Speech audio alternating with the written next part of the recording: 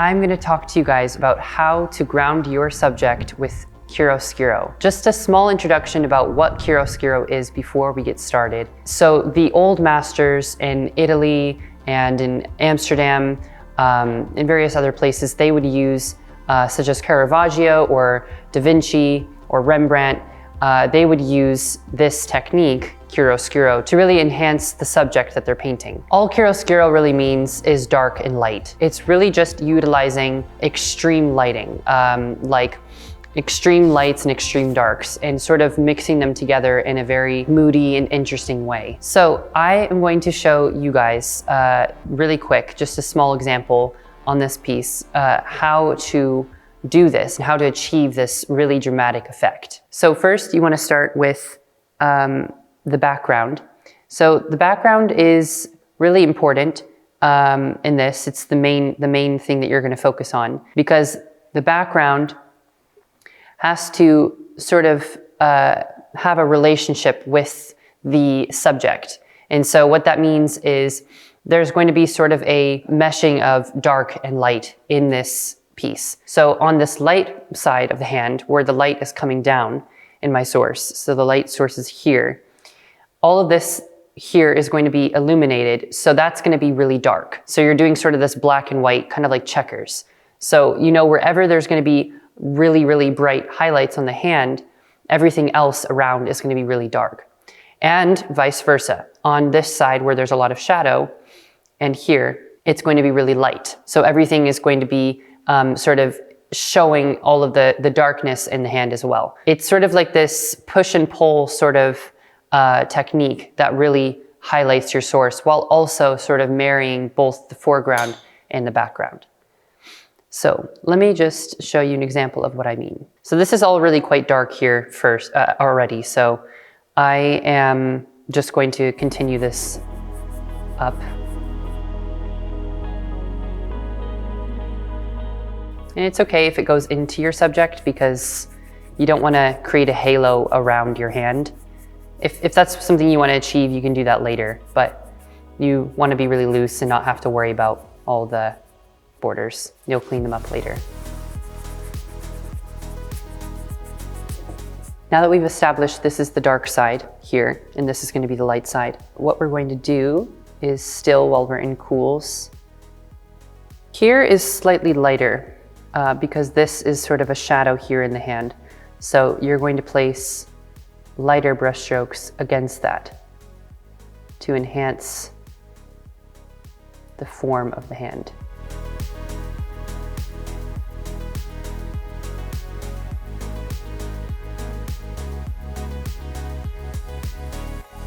And you want to have soft transitions between your darks and your lights. You don't want to have such stark differences. Otherwise, it'll make it look a little bit funny. You want the changes in tone to be subtle enough so that the viewer isn't really going to focus so much on, oh, that's dark and that's light. You want to have some nice transitions.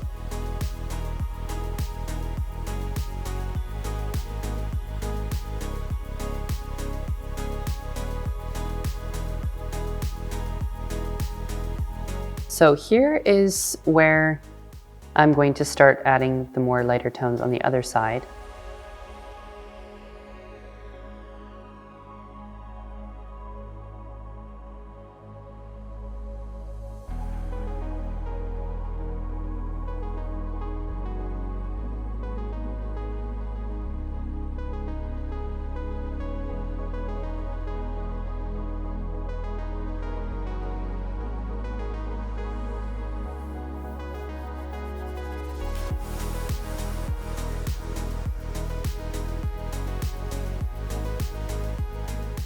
Okay, I'm gonna start getting a little bit thicker with my paint because I've got a nice thin layer of paint down, but I need some more thicker brush strokes in the background to really enhance the effect.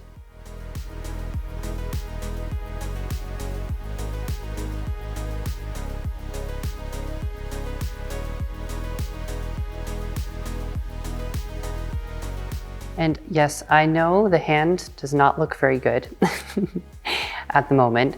It is in its acrylic stage, so My acrylic stage does not look beautiful like a lot of other artists, but no worries, I will fix it. So a lot of people, when they are painting, they don't want to use black because they might feel like it's too definite, or it's kind of dingy, or it makes your painting look a little bit like too intense. But in chiaroscuro painting, you actually utilize using black a lot because it is so intense and it creates such a dramatic effect.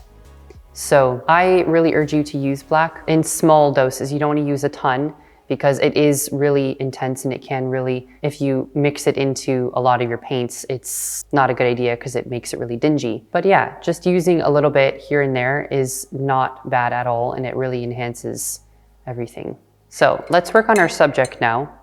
And I'm gonna really show you how you'll really start to see the chiaroscuro effect.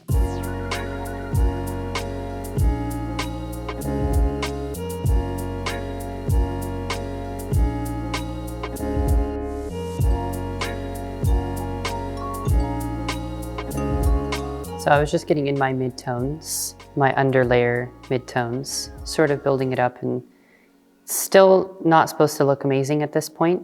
So it's okay if it doesn't look perfect. Refinement comes later.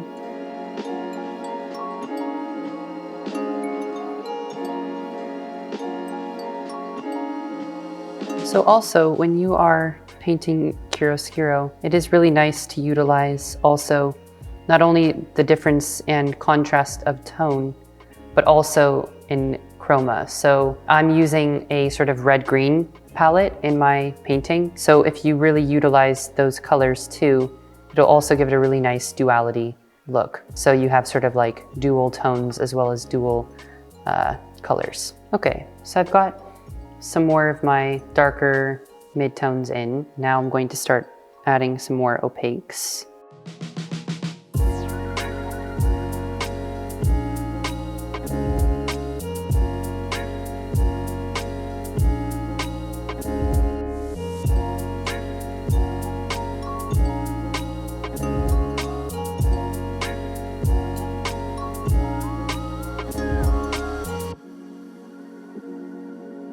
Okay, now I'm going to start adding some more lighter highlights. Now you can start to sort of more focus on like rendering out your subject. Even internally in my source, you can see there's even some chiaroscuro right here, where you can see here is the highlight on the top, and then the dark beneath. And then the light below here also acts sort of as a chiaroscuro, because there's, right when the light transitions into the dark, in the background, more on the bridge of the hand right here, there is another highlight. So it sort of acts like kind of like a checkered pattern. So it's an interesting thing to realize. It doesn't also happen in the background, but it also happens in the form as well.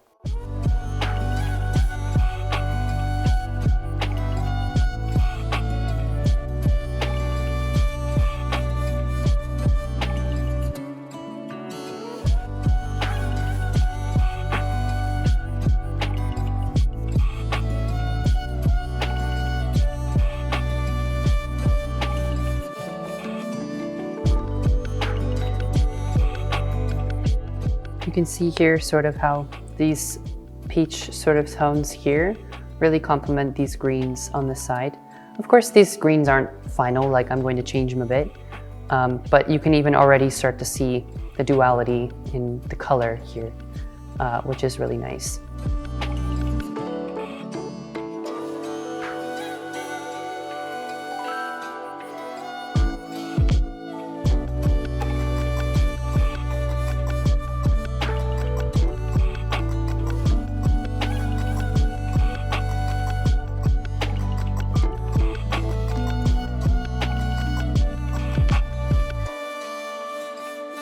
So here is where you're really going to see the black and white look happen.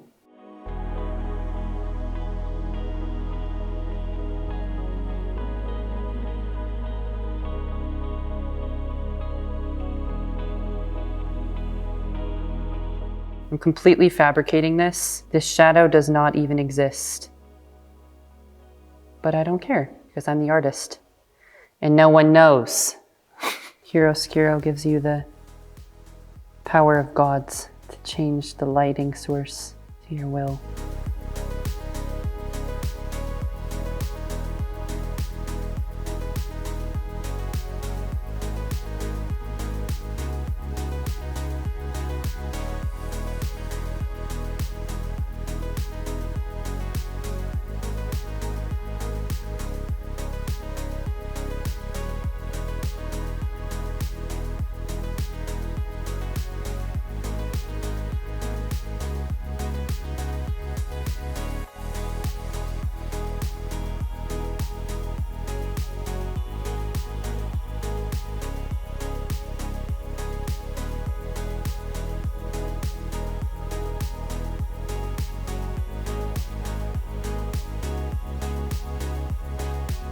Okay, so I'm done with this painting for now. I'm going to work on it later because, of course, it could use some more work. But it's definitely at a good point to show you guys sort of what I did. As you can see, this is really dark up here and really gives the effect that this is coming forward and that's pushing back. Whereas this is really dark, and so it gives it a really nice area right here to really make it light. So it has this sort of push and pull effect that really grounds the subject and sort of creates a relationship between the two different planes. Here's sort of like a lighter, not super dark, so I didn't do a really bright highlight in this area. So you can sort of play around and sort of have all different sorts of tones in there. You don't want to have just black, just white.